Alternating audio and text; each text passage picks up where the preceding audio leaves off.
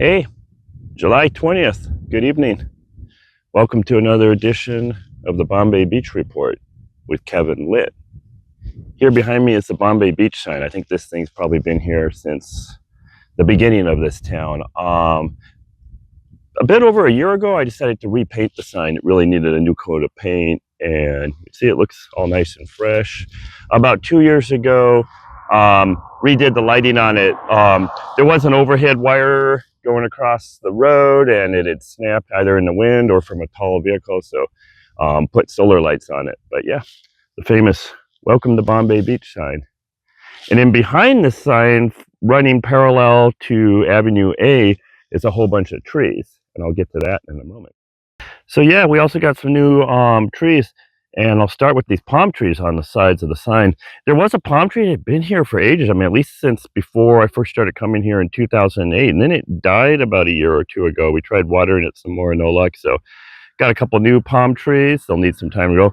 But then we got an entire row of native vegetation out here. I believe it was a state grant that paid for it to help beautify the community. And also the grant also funded the installation of an irrigation system. Once these trees get established, so they won't need much water, but just in the meantime, especially in the summer. There are plans to put another row of trees about here, and then we'll have a nice shaded walkway between them. And yeah, like I said, trees go all the way down here. Can be so nice. It'll also, once they get a little bigger, they'll help block out the wind as well. Because ironically, we don't get too much wind in the summertime like right now, but during the cooler months, it can get windy as fuck out here, like sometimes 40, even 50 mile an hour winds. 30 plus mile an hour winds are not at all uncommon. Now what we have here is the site of the old California State Park campground, the Bombay Beach one. It's been closed for at least a few decades now. There is talk of potentially reopening it. We just got to get enough volunteers. I mean, I can volunteer some of the time, but I do spend a lot of time with my photography business doing real estate photo shoots in San Diego and then the drive back and from. But if we can get enough volunteers, there is talk that we could potentially reopen the campground. What this has become in the meantime is a dust control project. They're using a combination of straw bales, and then they're supposed to plant native vegetation. The plans were originally to dig a well and pump water out, but they didn't have much luck with that. So what they've done in the meantime is hook up to the water main, and they're going to install irrigation and some more native vegetation out here. The dike. And that's not a bad word. The dike. So decades ago, the Salton Sea had the opposite problem. There were some tropical storms in the 70s, and yes, they made them all the way out to the desert, just like Tropical Storm Hillary did, and actually flooded part of the town. There was a whole nother block, 6th Street, right beyond here. It got all flooded out, and it also partially flooded the homes in this direction. So the Army Corps of Engineers had to create this dike or levee to keep the town from flooding. 2003, there was a historic water transfer agreement known as the QSA, or Quantification Settlement Agreement. That mandated that the Colorado River water be diverted away from the Salton Sea, and a portion of it even away from the farmers in the Imperial Valley, and sent to places like San Diego. So now this dike serves no purpose whatsoever. In fact, it kind of acts as like a catchment basin and causes flooding when we do get what little rain out here, and it pulls up on this side of the dike. So the thing needs to be torn down, but nobody in the government wants to take care of that right now. But yeah, at one time the Salton Sea had too much water and kept growing bigger and bigger. And yeah, it doesn't really matter now if you want to climb on top of the dike. Serves no purpose anymore. And some humor there too. Remember when you were a little kid and you heard about the little Dutch boy that shoved his finger in the dike? Well, it ended a little differently than you may have thought. All right, here's the view. Like I said, I'm on top of a dike. Yeah, properties down here, a lot of them.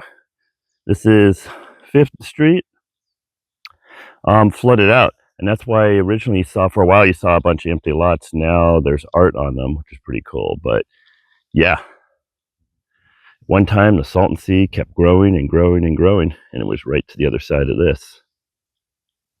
Not anymore. Just gives us more room for art. Hey, what do you think you're doing? Oh, wait, hay bales. Well, these are hay bales. The ones over there are actually technically straw bales. I'm not entirely sure what the difference is, but that's what I've heard. So the purpose of these, people wondering like, what is with these miles and miles, just row after row of straw bales? Well, whether it's actually going to be effective or not remains to be seen. But what the state did is they put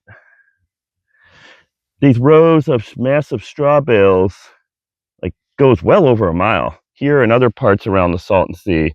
And the idea is supposedly they're going to plant some native vegetation between the straw bales. The straw bales are to shelter the plants from the wind until they get established. And somehow that's supposed to control the dust, you know. I mean, they could just refill the Salton Sea, but, you know, that would make too much sense. That would be too simple. So we got these straw bales here. They still haven't put any plants in because the original plan, like I said in my previous scene, was to drill a well and pump water out, have it all be solar powered, be fine and dandy. That didn't work, so now they're going to tap into the city water supply and then eventually maybe plant some plants over there, but we'll see what actually happens. So I'm here at an underground club in Bombay Beach known as the Sub Club. It's truly an underground club because Bombay Beach is already 223 feet below sea level. This is several more feet below sea level. So let's go take a look inside. So not much going on this evening here, and pretty much not much going on in the summertime, but in the cooler months of the year, this place is fucking popping. The Sub Club. I'm gonna go check this out. Well, anybody check this out. Pretty chill spot. These things are all lit up. Sometimes we have fire dancers up there. Yeah, those cubes that you see all lit up. We have DJs here. One of the more well-known DJs, not this mannequin, is Jersey Del Mar. He'll be back in the fall. Like a lot of the art installations here, and this is one, we've got that mid-century modern fireplace. Kind of made to look like a periscope, but actually it serves a purpose. It sucks the smoke out of here and outside, so it's not all filled with smoke here.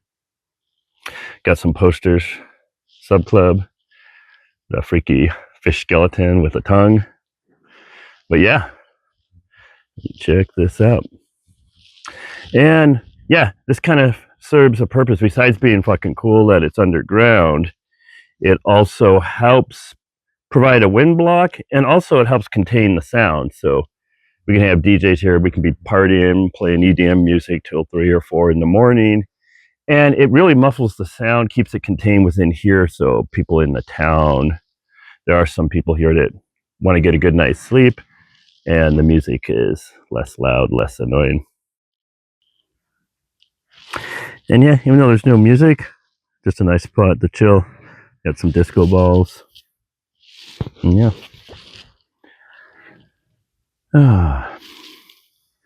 And I'm going to go back up to the surface in a moment to show you the sunset.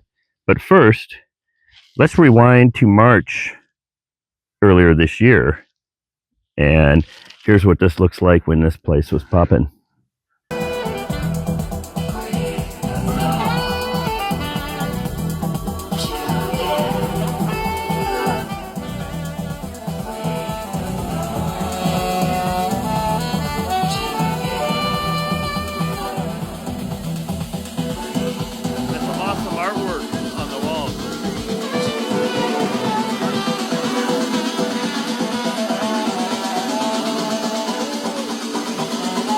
There is no Biennale.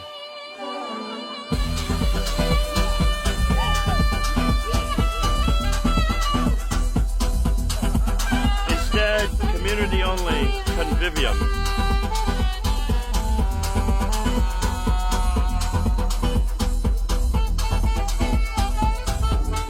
And as usually the case, this will be the final scene in tonight's episode. Another amazing Salton Sea sunset here at Bombay Beach. Thanks for watching, and as always, remember to smash those like and subscribe buttons. Until next time, Kevin LiT with KRAP.